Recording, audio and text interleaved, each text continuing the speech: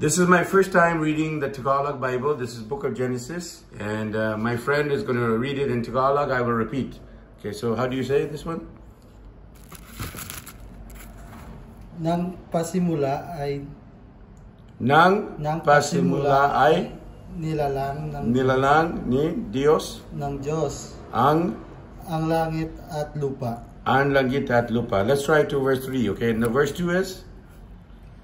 At ang lupa ay walang anyo at tinatawag at may kadiliman sa ibabaw ng mabuting at kilanlan. Okay, slowly. At ang lupa ay walang anyo at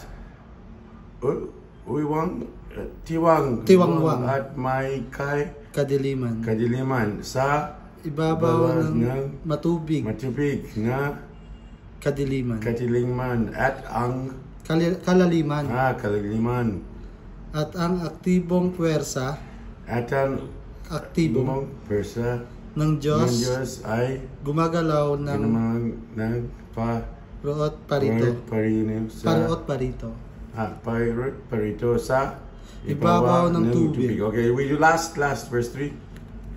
Verse 3. At ang Diyos ay nagpasimulang magsabi magkaroon ng liwanag sa ngayon.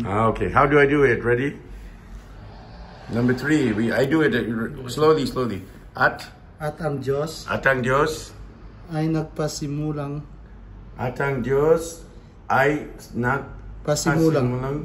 magsabi magkaroon ng liwanag. And then finish. Okay, then this one is, can you read this one please?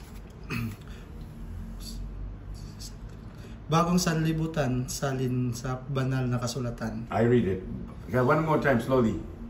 Bagong sanlibutan salin sa banal na kasulatan. No, slowly.